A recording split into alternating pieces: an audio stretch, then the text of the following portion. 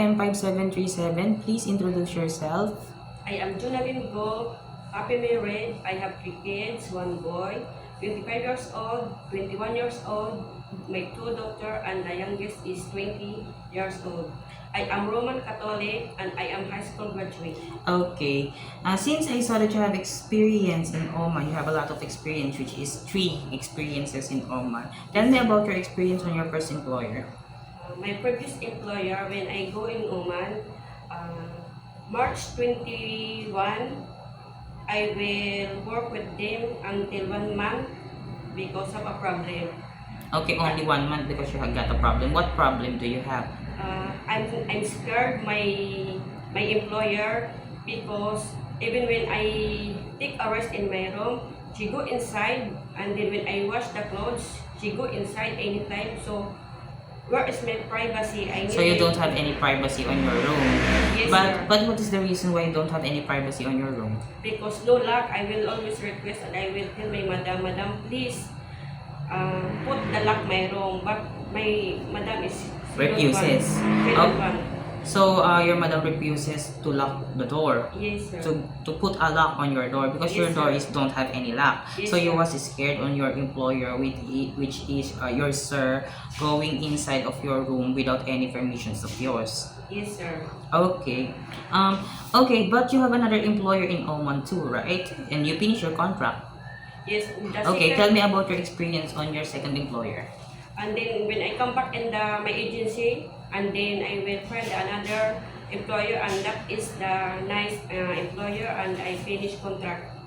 What is your doing as a helper on their house? Do the house chores, and then the iron, washing, and especially take care of the kids. Okay, take care of the kids. Then you have another experience also in Oman, another another employer, right? Yes, sir. When the finish my 2 years contract, I will go to the Philippines, and then I will apply another agency. Okay. Then I never thought that month of me 2024, and I have an employer is good, no problem, and then I will work with them only 1 month, Okay. May to June, and then I will stay in shelter in Philippine Embassy because I thought that my agency recruit me is good, but I know that is the illegal recruitment. So why did you thought that they are illegal recruiter? Because when I stay in shelter in Philippine Embassy, that tell me the office that my agency is go to jail. Oh, that's why. So the agencies that you went to the Oman was an illegal agencies. Yes, sir. They tried you to sell on the other agencies. Yes, sir. She's selling me into another agency which is not belong no system in Philippine Embassy. Okay, so so I mean to say you have an agency here in the Philippines, then another tie-up agency on Oman, right? Yes, Then the agencies in Oman was sell you to another agency which is not which is not have any tie-up on here in the Philippines embassy, right? No, sir. Here in agency in Philippines, they don't know that the embassy that cooperate is selling me into another agency. Okay, the agency here in the Philippines have no idea that you were sold by another agencies. Yes, That's sir. why. Okay, since I saw that you have experience taking care of a newborn, it is okay to you to take care of a newborn, right? Yes, sir. Okay, if you have an idea, how do you prepare a milk for a newborn baby? I will wash first my hands, and I will wash the bottles and sterilize, and I will put hot water, and powder milk, and then I will shake, and I will taste first. If okay, I will give to the baby. Okay, if the baby is crying, what will you do? I will check for the temperature. I will check the tummy, and for the diaper, maybe full. Okay, and if the baby doesn't stop to cry after you check the temperature, the diaper, and also you feed the baby, everything that you have done to the baby to make it stop doesn't work, what will you do? I will call her mother, my employer, for checking her baby, why she's not stop her crying. Okay, that's the right thing you should do because it's too because maybe only the parents know what to do to the baby to make it stop to cry, right? Yes, sir. Okay. Why do you want to work in Hong Kong? Because I know and I feel that it's a safe place and Okay. high salary. And how long do you want to work in Hong Kong? As long as my employer want me, then I will stay and work with them. Okay, so it is okay to extend your contract, right?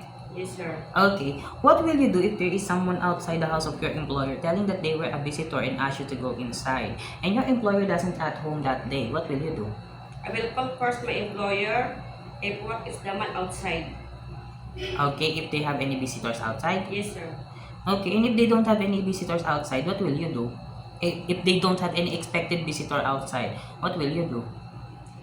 Never open the door and never talk, and I will call the police. Okay, because it's right thing to do. Don't talk to the strangers because maybe they were pretending, they were scamming, right? Or Yes, it's too dangerous to entertain people that your employer doesn't know, right? yes, sir. Okay, do you have any idea how to prepare Chinese food? I'm willing to learn, sir, for my madam, Okay, but and how will you learn? but I will watch the YouTube and I will maybe the cook for local, Okay, maybe. you can prepare a local foods if they want. Yes, sir. Okay, and also ask them if they could teach you how to prepare Chinese food, right? So that you could learn. Yes, sir. Okay, it is okay to you to eat the food that the employer provides. Yes, sir. It is okay to you to cut your hair into short. No problem, sir. It is okay to you to take care of a newborn, Yes, sir. right? It is okay to you to take care of a pets. Yes, sir. How about elderly? It is okay with you to take care. Yes, sir. It is okay to you to share jobs with the helper. Yes, sir. How about sharing room with kids? Yes, sir. If one of your employer's family don't know how to speak English, it is okay to you to learn Cantonese. Yes, sir. I will learn Okay. how to speak their language. Okay. My last question is, what will be your message for your future employer? To my future employer, hope you will hire me because I am a trusted and honest household, and I will do and I will follow what is the rules and regulation inside the house. Okay. Thank you very much, M5737. Thank you. sir.